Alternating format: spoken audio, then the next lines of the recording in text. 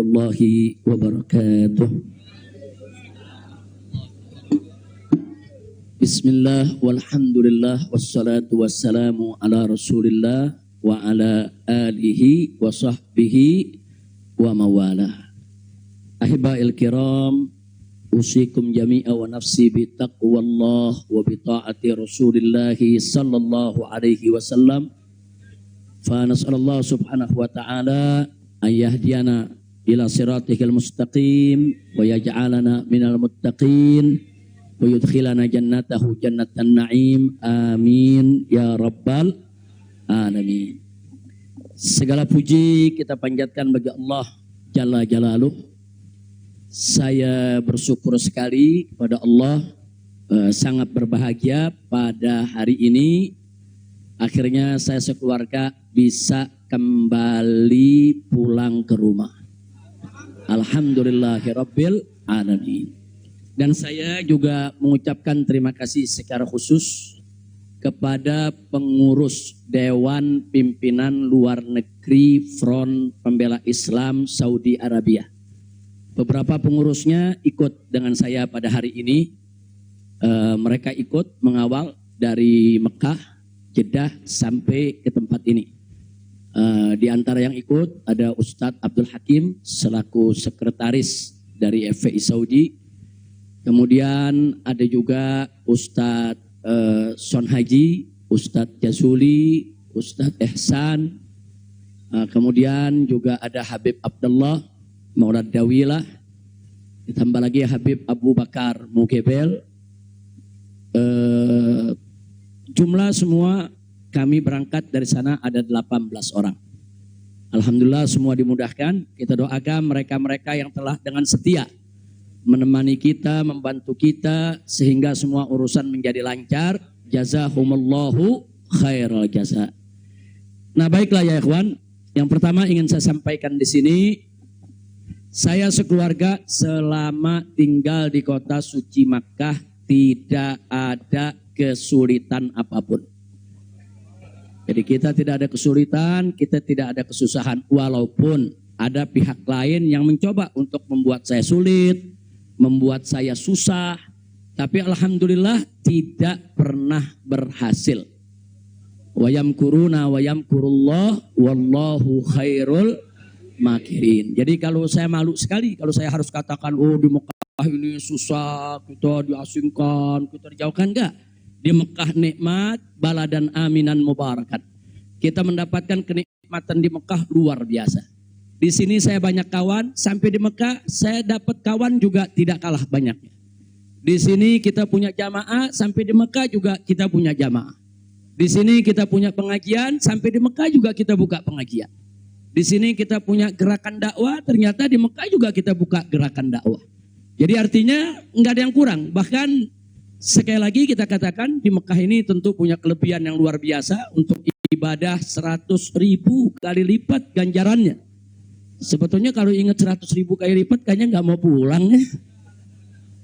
Habib 100.000 kali lipat begitu sampai Tamburan 1 lagi nilainya. Nah, di Petamburan nilainya 1, kalau di Mekah nilainya 100.000.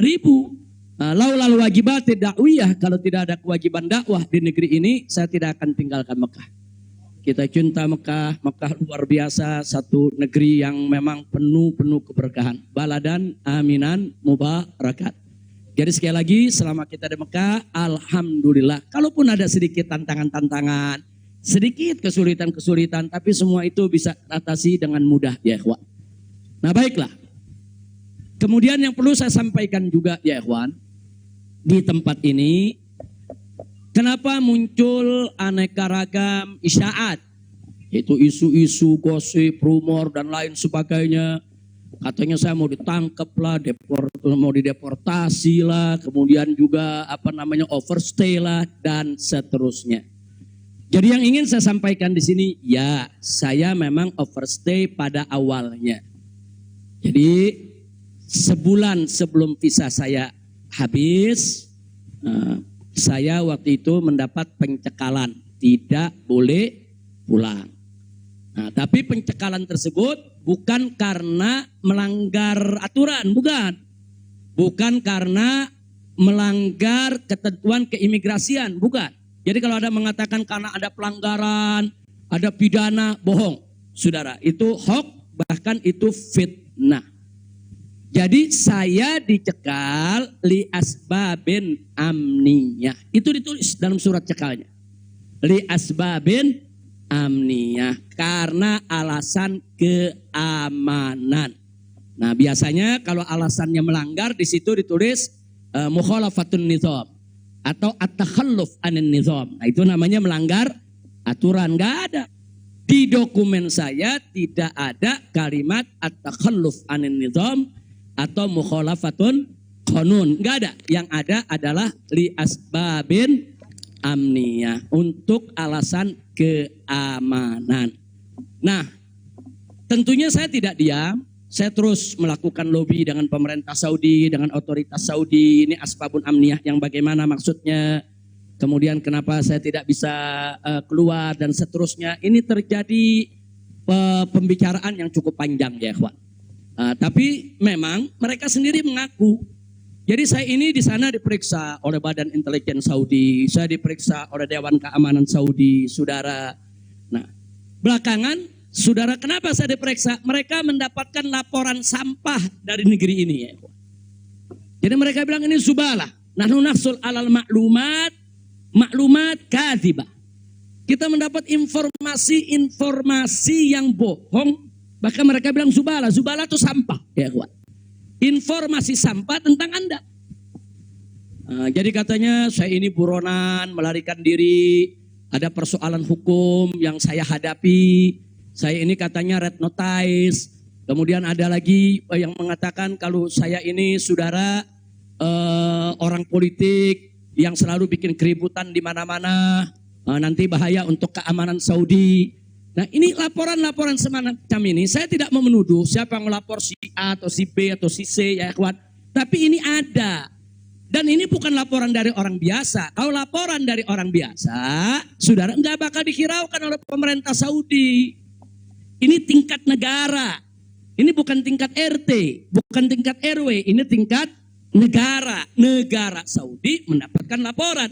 Berarti yang memberikan laporan ini, saudara, ini tingkat tinggi juga. Nah, tapi ala kulli hal semua kita buktikan. Mereka bilang, apa betul?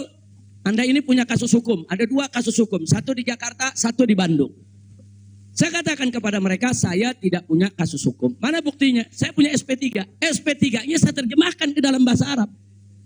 Kayaknya dalam sejarah nggak pernah ada SP3 diterjemahkan ke dalam bahasa Arab. Sebab kalau saya serahkan SP3, ya tentu kan polisi di sana nggak paham, intelijen di sana nggak paham apa isinya, apa maksudnya. Kita terjemahkan dalam bahasa Arab. Kita buat dokumen resmi, terjemah resmi. Jadi saya katakan tuduhan apa yang Anda dapat dari pemerintah Indonesia? Oh, Anda ini melarikan diri dari Jakarta karena ada kasus hukum. Saya tunjukkan, ini SP3. Silakan Anda baca. Begitu mereka baca, mereka kaget. Oh, ini kan hukum sudah selesai. Kenapa kok masih dilaporkan Anda tetap bersalah? Jadi pemerintah Saudi sendiri yang menilai ya. Nah kemudian yang kedua, waktu kasus Bandung, saya bilang juga udah gak ada perkara. Punya SP3, saya terjemahin lagi SP3-nya. Saudara. Nah terakhir mereka bilang katanya Anda ini dikejar-kejar badan intelijen dari negara Anda. Saya bilang enggak, saya enggak punya persoalan dengan badan intelijen. Oh, tapi ini ada laporannya.